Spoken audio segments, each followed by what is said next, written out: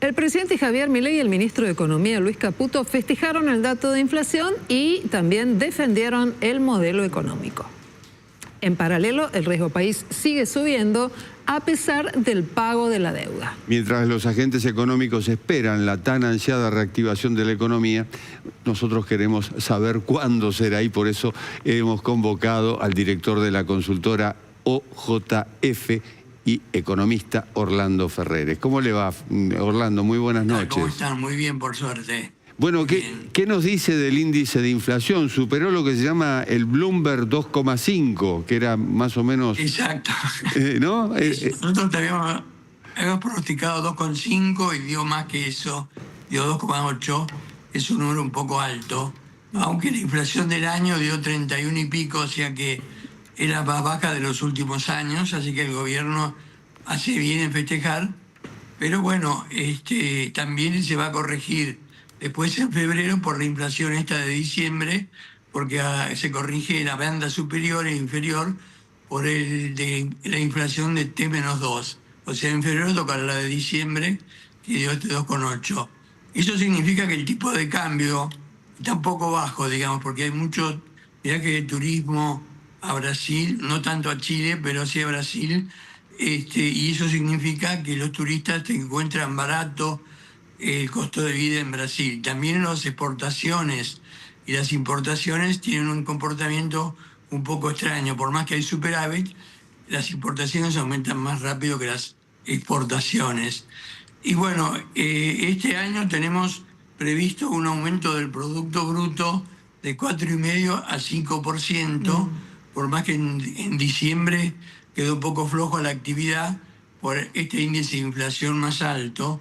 Y efectivamente, igual va a terminar entre 4,5 y 5 el año. Para el año que viene, mejor dicho, este año, 2026, tenemos 3,5% de aumento previsto, que si bien no es muy grande, es bastante grande, dado el contexto internacional, que está muy complicado por todos los ataques que está habiendo ahora para redefinir las áreas estratégicas entre Estados Unidos, China y el sudeste asiático y la Europa occidental, Rusia y la India. Así hay un movimiento enrarecedor de la política económica que no es tan simple como era antes. Hoy se habla mucho del tema de Irán y también se habló y ocurrió bastante fuerte en Venezuela y otros países que están amenazados. O sea, el ambiente internacional no es el más favorable para Argentina, pero aún así creceríamos 3,5%.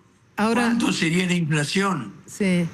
20%, 20,5%, que es más baja que la de este año, que fue 31%, pero igual no es un número del presupuesto que dio 10%. Orlando, eso quería preguntarte, porque en el presupuesto la previsión es del 10,5%, pero hay una serie que estamos observando que señala que la inflación de septiembre fue 2,1%.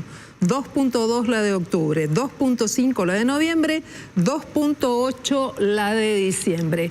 ¿Qué señales son aquellas a las que hay que prestar atención para que esto no se convierta en un 3, para que luego no repercuta en el valor del dólar, para que no se siga perdiendo impacto en el poder adquisitivo?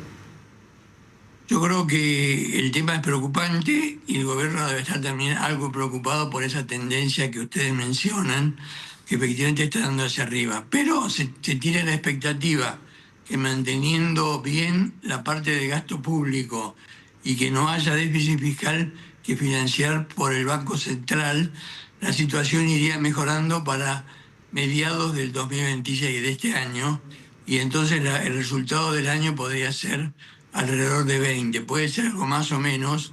Esta sería el más favorable para el gobierno, que diera 20, pero efectivamente lo que falta es un tipo de cambio un poco más alto.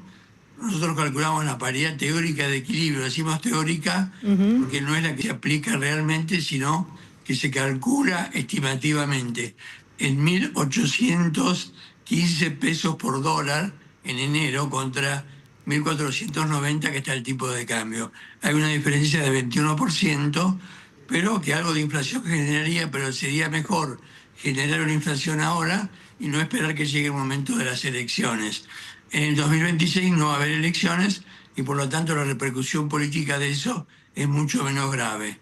Así que bueno, esperamos que eso pueda ocurrir, aunque no estamos tan seguros de que el ministro de Economía y el presidente del Banco Central lo quieran hacer ahora, ¿no? Ahora, uno entiende, Orlando, que hay y hubo un atraso tarifario, pero resulta que son los servicios los que más impactan justamente en el índice de inflación. ¿Va a seguir todo el año este tren de ajustes tarifarios? Bueno, para empezar todavía falta un poco para terminar de completar el costo de los servicios públicos, electricidad, gas, agua, nafta, así que eso va a seguir un poco, pero estimamos que a partir de mediados de año ya no estaría jugando y por lo tanto ahí encontraríamos una etapa de menor inflación. Ahora, por ejemplo, el precio de la carne subió bastante en diciembre, pero enero está tranquilo, quiere decir que no va a ser un mes tan grave desde ese punto de vista.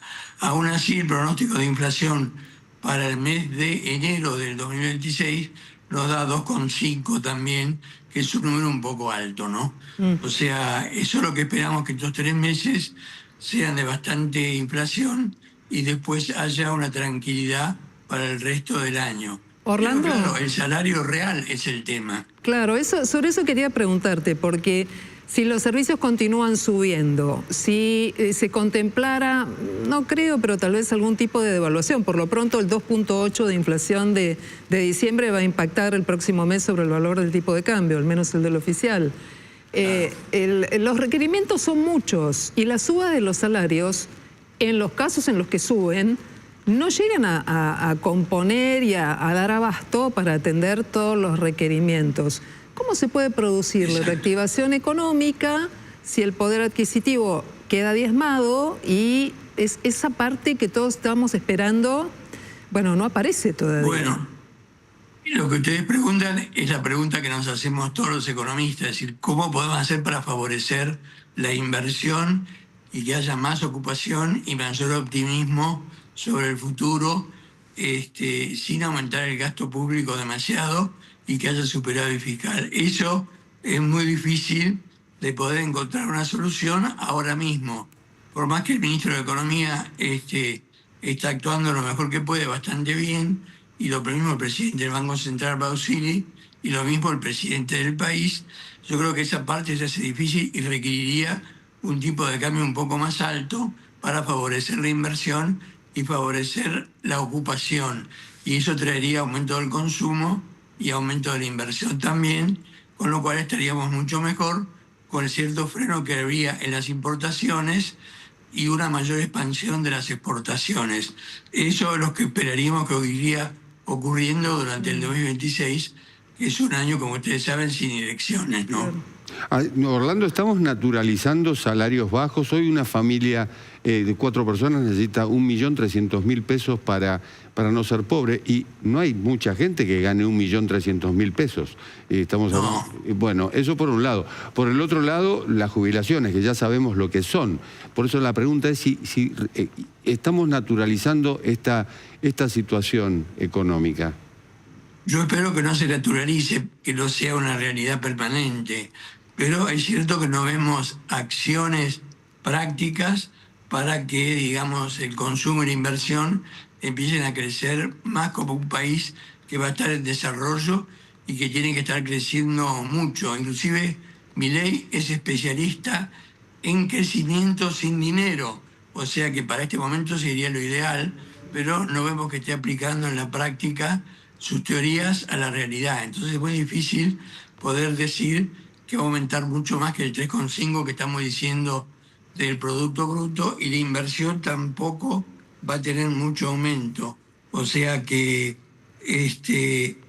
creo que ese punto vamos a tener que esperar un poco y esperemos que el ordenamiento de la realidad se vaya dando. Hoy lo que más está aumentando son los salarios de los informales, que habían bajado mucho en el 2024 y en el 2025 crecieron bastante. No obstante lo cual, en noviembre, el índice general de actividad, que mide el Producto Bruto que calculamos todos los meses, dio menos 0,8 respecto de octubre. El de diciembre todavía no lo tenemos hecho, pero eso nos hace pensar que va a ser un año un poco complejo a pesar de las dificultades que hay para manejar un país así. Yo estuve en el Ministerio de Economía como viceministro en el 89, cuando tuvimos la hiperinflación, y encima el ministro murió a los 7 días, o sea que quedé a cargo de esa hiperinflación, y les cuento que no es nada simpático encontrarse con todos los vencimientos de realidades que a uno tiene que afrontar y tiene que asumir. Así que yo deseo que le vaya bien a Milei, a Bausili y al ministro de Economía, Caputo, al cual somos bastante amigos. Orlando, este nuevo sistema de bandas cambiarias y la perspectiva de inflación de diciembre seguramente van a generar un aumento en la divisa. ¿Ese aumento se va a reflejar en el índice de inflación? Y sí, yo creo que eso se va a ir reflejando en el índice de inflación. Si la devaluación fuera, como pide el índice teórico de equilibrio, en 1.815 pesos, eso generaría un 20% de aumento en la devaluación y quizás 10% en los precios minoristas, que tendría que ser corregido para no tener que hacer otro ajuste después. O sea que estaremos hablando de un número un poquito más alto que 1.815. Pero eso es necesario hacerlo justamente cuando no hay elecciones. En el momento de las elecciones no es recomendable. Muy bien, Orlando Ferreres es economista, un hombre muy respetado en la City, en el ámbito académico también. Orlando, como siempre, te agradecemos esta conversación aquí en Noticias a las 20:30. Bueno, muchísimas gracias y hasta pronto. Hasta pronto.